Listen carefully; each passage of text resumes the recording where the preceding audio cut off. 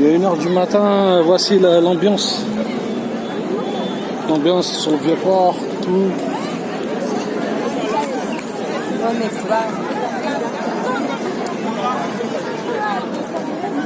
Ambiance.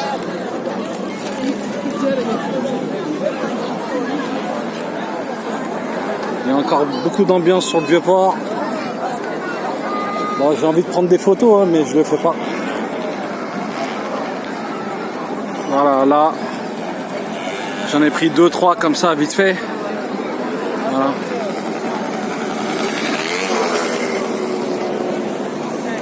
Voilà. Je vais prendre une petite crêpe au chocolat, au Nutella.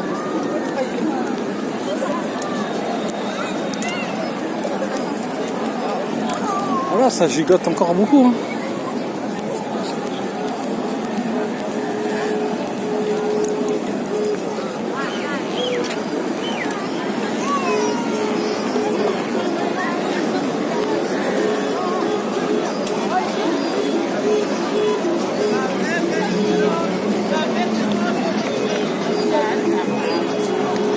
Excusez-moi, ça bouge.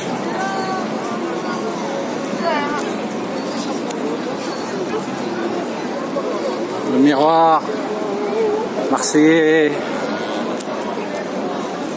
l'ambiance. Marseille.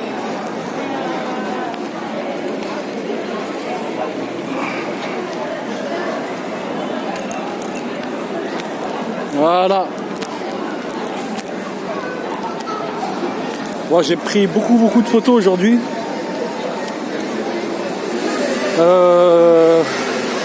En fait, pour moi, c'est une seconde nature. Hein. C'est pas, ça fait partie de ma vie en fait, la photographie. Sauf que là, j'ai pas emmené avec moi mon appareil photo.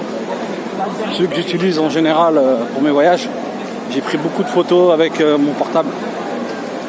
Je sais pas, peut-être parce que j'ai basculé un petit peu comme tout le monde dans la photographie de portable. C'est vrai que c'est un petit peu plus simple.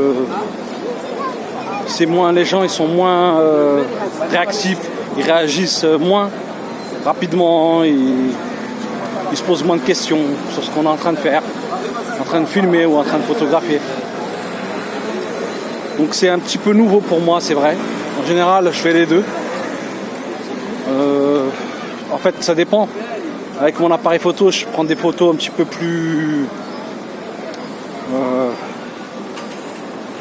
je sais pas comment dire, je prends des photos un petit peu plus... genre un petit peu plus comme un pro, quoi, avec un état d'esprit professionnel ou semi-professionnel. Alors qu'avec le portable, en fait, c'est un petit peu plus intime, un petit peu plus amateur, c'est à l'arrache, c'est un petit peu tout le temps. Mais ça me gâche pas en fait, ça me gâche pas le plaisir que j'ai de me promener ou de me rendre d'un point A à un point B pour faire quelque chose, une promenade, marcher, aller nager ou quoi que ce soit. J'ai pas de problème avec ça, c'est vraiment une seconde nature chez moi.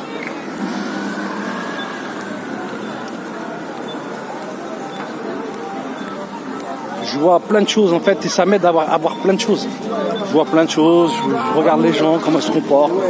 J'essaie de gober des gestes, des manières d'être habillé, des situations, des beaux bateaux, des textures aussi de sol ou de mur ou des couleurs parfois, des mélanges de couleurs ou des êtres humains habillés de telle couleur avec un mur qui vont traverser ou un sol qui ressemble à la couleur de leur habillement, par exemple.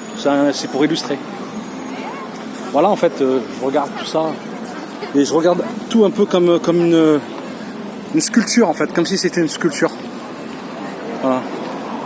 La ville, je la regarde comme une sculpture. Et je peux pas sculpter en marchant. C'est pas possible.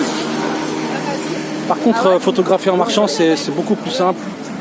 Et c'est intéressant, hein, je sais pas, en même temps.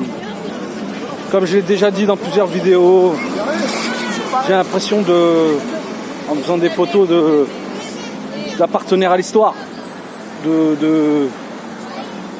d'être un être historique qui introduit son regard dans la contemporanéité, dans son histoire dans l'histoire de l'homme, quoi, l'histoire de l'humanité. Je mets ma petite griffe, je laisse une archive du regard que moi j'ai porté sur ce monde-là, sur ma vision du monde, avec mon système de valeurs qui est très présent à travers toutes les photos que je peux prendre. Parfois je m'écarte un petit peu du chemin, parfois je vais un petit peu en marge, c'est un petit peu normal, sinon il faut bien qu'à un moment donné je fasse émerger la dopamine, l'adrénaline, pour aussi kiffer, quoi, pour avoir aussi un certain plaisir à photographier.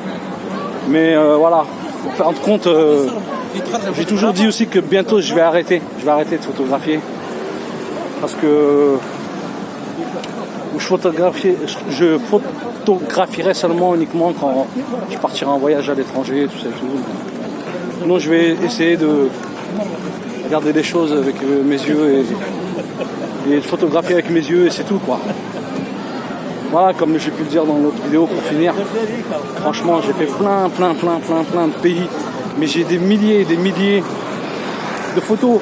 Quand je dis ça, je suis pas un mytho, c'est la vérité. J'ai des milliers et des milliers de photos de tous les pays, de marchés, de ports de pêche, de villes, de campagnes, de nature, de gens, des 5 continents. Voilà, et j'ai kiffé grave en fait faire tout ça. Mais je crois que voilà, pour pouvoir vraiment profiter de tout ça, c'est déjà trouver le moyen de les revoir, de pouvoir les revisionner, parce que pour la plupart je ne les ai pas revus. Quand je les ai réalisés à l'étranger, peut-être je les ai regardés qu'une fois, en général dans le pays où j'ai filmé, où j'ai photographié, mais ensuite je l'ai mis dans un disque dur, quoi. Donc là prochainement mon but c'est de mettre ça sur Instagram, faire un choix et en mettre quelques-unes sur Instagram. En tout cas il y a certaines photos que je ne mettrai pas, parce que c'est des photos, pour moi elles sont trop artistiques. J'ai pas envie de me faire voler aussi mon travail, mon œuvre. Il y a des photos, j'ai réussi à faire des photos des fois un peu par hasard, que moi je trouve vraiment extrêmement sympathiques, jolies, voilà. Donc ça aussi je fais quand même un petit peu attention à ça, voilà.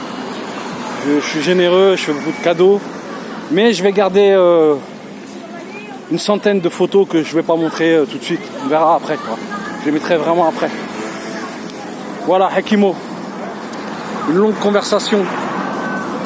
On est loin du vieux port là. Là je suis dans le 7e moi, donc je vais aller m'installer dans le 7e. Je kiffe la photographie, c'est tout. Je sais que ma vidéo elle est un peu longue, mais c'est pas grave, ça fait quoi? Si vous avez plus envie d'écouter, vous écoutez plus. La photographie, j'en ai rêvé en fait. Vous savez pourquoi j'en ai rêvé? Parce que j'avais pas d'appareil photo.